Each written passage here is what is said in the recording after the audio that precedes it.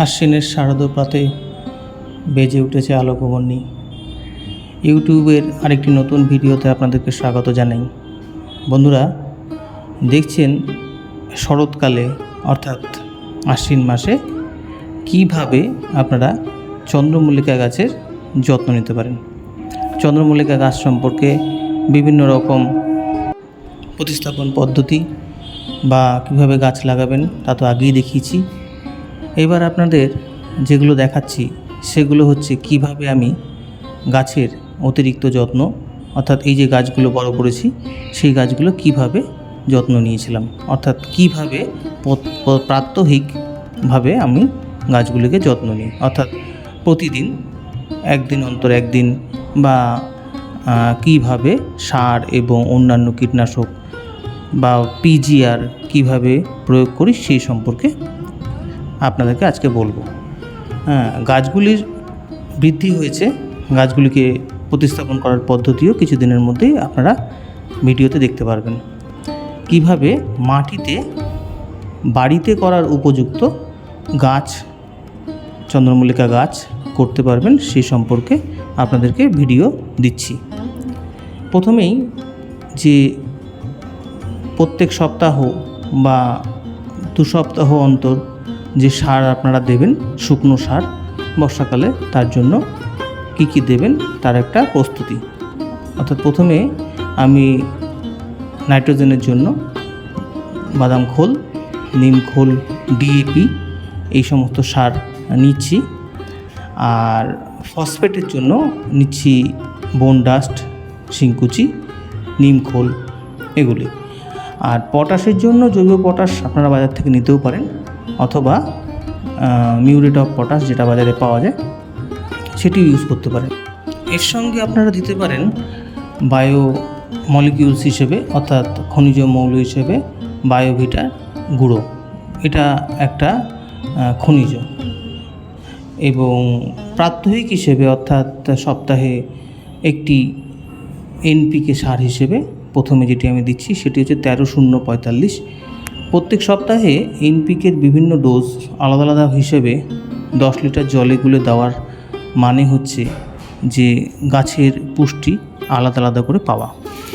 13-0-45 এই সারটি নাইট্রোজেন এবং ফসফেট প্রচুর পরিমাণে আছে এবং ব্যালেন্সড পরিমাণে আছে, তাই এটিকে ইউজ করা যায়। আর গাছের পক্ষে ভালো এই কারণেই যে যদি এই গাছ সারটিকে ইউজ করেন তাহলে বড় গাছের পক্ষে খুবই ভালো। সঙ্গে হিউমিক অ্যাসিড, বাজার থেকে হিউমাসিড, এই অ্যাসিডটি নিয়ে এটির ব্যবহারের ক্ষেত্রে 10 লিটার জলে বা 1 লিটার জলের অনুপাত হিসেবে বলছি, 1 লিটার জলে 10 মিলিলিটার হিসেবে দিয়ে আধা ঘন্টা ভিজিয়ে রাখবেন। তারপরে সেটিকে 10 লিটার জলের উপযুক্ত করে সেটিকে গাছের গোড়ায় প্রয়োগ করতে পারেন। হিউমিক অ্যাসিড যদি গাছে দেন তাহলে গাছের গোড়া অনেক স্ট্রং হবে। আর এনপিকে সার যাই দিন না কেন খুব পরিমিত পরিমাণ ইউজ করতে হয়। আর আরেকটি যেটি আমি দেখাচ্ছি সেটি হচ্ছে 12-61-0। নাইট্রোজেনের পরিমাণ 12 আর ফসফেটের পরিমাণ 61। বুঝতেই পারছেন 61 পরিমাণ ফসফেট থাকার জন্য এটি মূলের বৃদ্ধির পক্ষে খুব ভালো, কিন্তু খুব অল্প পরিমাণ ইউজ করবেন। অর্থাৎ 10 লিটার জলের জন্য আপনারা মোটামুটি 5 গ্রাম মতন ইউজ করে, একদম ছোট গাছে নয়, এগুলি একটু বড় গাছের পক্ষে, অর্থাৎ ছোটো চন্দ্রমল্লিকার গাছ এই সিজনে বড় হয়ে গিয়েছে, এই সিজনে দেওয়ার জন্য উপযুক্ত করে দিতে হবে। স্প্রে করবেন না, গাছের গোড়ায় দেবেন। তার কারণ হচ্ছে স্প্রে করলে পাতা পুড়ে যেতে পারে। এছাড়া তো 19-19-19 এই সারটি সপ্তাহে একবার জলে গুলে দিতেই পারেন।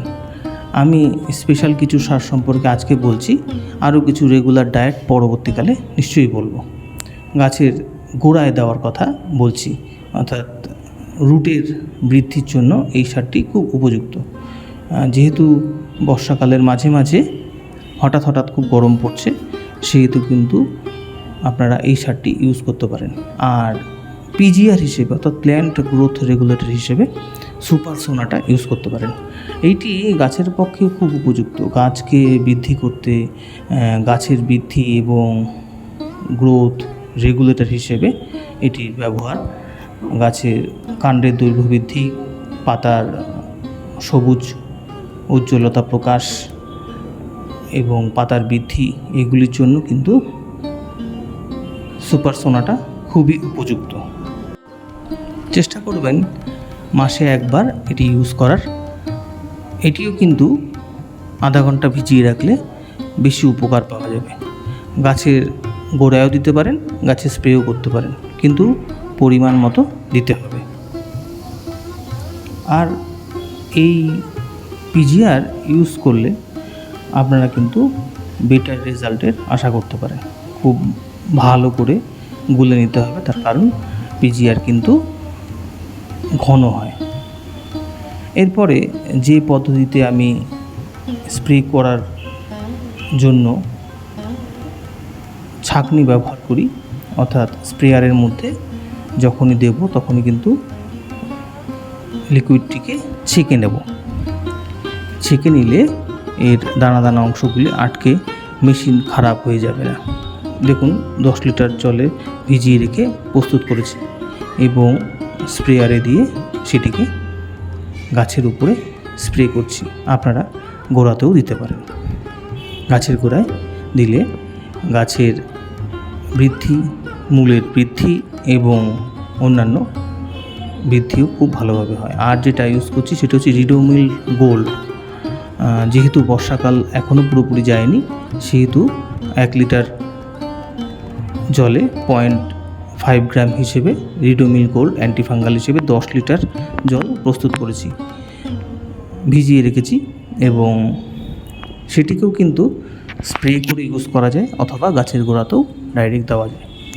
আমি স্প্রে করছি তার কারণ হচ্ছে বর্ষাকালে পাতা এবং মূল সবই ফাঙ্গাসে ক্ষতিগ্রস্ত হয়, সেই জন্য সেগুলিকে ব্যবহার করছি। আর তো এইভাবেই গাছের যত্ন নিন আর সঙ্গে থাকুন, দেখতে থাকুন ইউটিউব চ্যানেলটি। নমস্কার বন্ধুরা, পুজোর আগাম শুভেচ্ছা।